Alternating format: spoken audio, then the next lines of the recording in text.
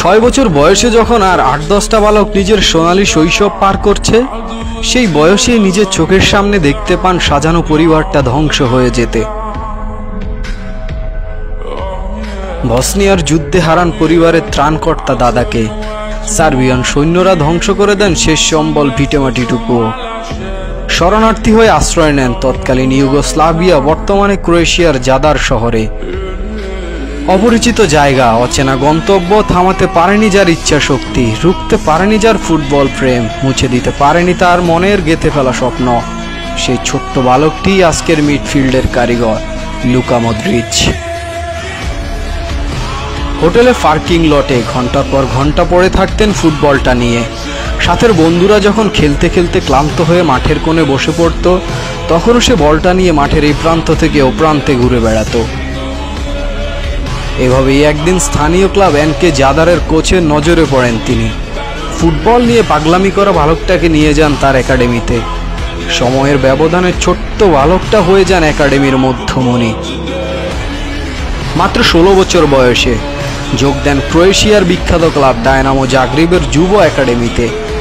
সেখানে মূল একাদশে সুযোগ না মেলায় লোনে চলে যান বসনিয়ার ক্লাব জিন্সকি মনস্টারে। মাত্র 18 বছর বয়সে বসনিয়ার লিগের সেরা প্লেয়ার নির্বাচিত হন তিনি। এরপর আর পিছনে ফিরতে হয়নি। 2005 সালে ফিরতে সেই সুযোগ পান ডায়নামো জাগ্রেবের মূল একাদশে। দুর্দান্ত পারফরম্যান্স আর মাঝমাঠের কারুকার্য দেখিয়ে পরিচিতি ছড়িয়ে পড়ে পুরো ক্রোয়েশিয়া জুড়ে। 2006 সালেই হয়ে যায় ক্রোয়েশিয়ার জাতীয় দলের হয়ে অভিষেক। 2008 সালে টটেনহাম হটস্পার তাকে তুলে নিয়ে যান প্রিমিয়ার লিগে।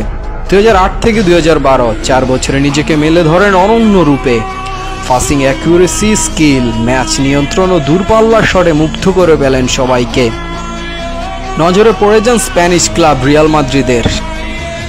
27 আগস্ট 2012 30 মিলিয়ন ইউরোর বিনিময়ে টটেনহাম থেকে মাদ্রিদ শিবিরে তাকে যুক্ত করে রিয়াল মাদ্রিদ। পরের ইতিহাসটা সবারই জানা। এক সোনালী ক্যারিয়ারের যাত্রা শুরু হয় তার। খুব অল্প সময়ে হয়ে যান মাদ্রিদের মাঝ মাঠের কাণ্ডারি, বনে যান one of the best play maker in the world.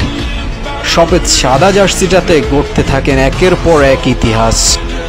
অর্জন করেন 6টি চ্যাম্পিয়ন্স লিগ, 4টি লা লিগা, 2টা কোপা দেল রে, 5টি স্প্যানিশ সুপার কাপ ও 5টি ইউএফা সুপার কাপ।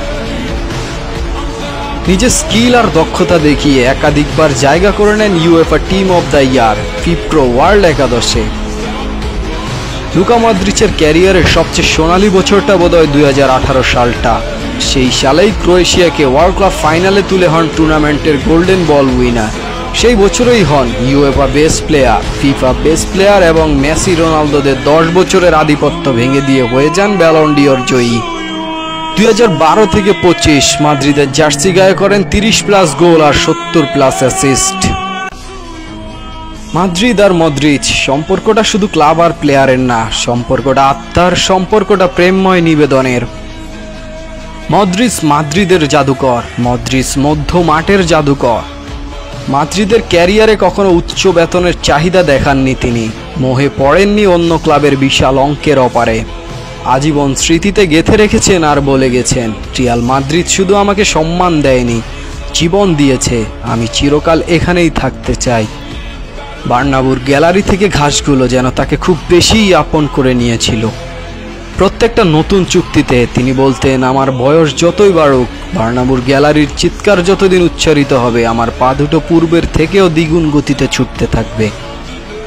যুদ্ধ বিধ্বস্ত একটা গ্রাম থেকে উঠে আসা সেই খুদে জাদুঘরটা পুরো ক্যারিয়ারে ছিলেন নীরব, বিনয়ী আর সাদামাটা। পুরো মাদ্রিদ শিবির আপনাকে মনে রাখবে আজীবন। মাদ্রিদ আপনার বাড়ি, বার্নাবু আপনার ঘর। জীবনের যে কোনো মুহূর্তে, যে কোনো প্রয়োজনে নির্দ্বিধায় ফিরে আসুন আপনার ঘরে। আমরা আপনাকে ভালোবাসি, ভালোবেসে যাব বাকি বসন্তগুলোতেও। আপনি থাকবেন বার্নাবুর প্রতিটা ঘাসে, আপনি থাকবেন বার্নাবুর গ্যালারিতে উচ্চারিত হওয়া শব্দে, আপনি থাকবেন ড্রেসিং রুমের হাস্যরসাত্মক গল্পের ফাঁকে ফাঁকে, আপনি থাকবেন প্রত্যেকটা মাদ্রিদিস্তার মাদ্রিদ নিয়ে লেখা উপন্যাসে।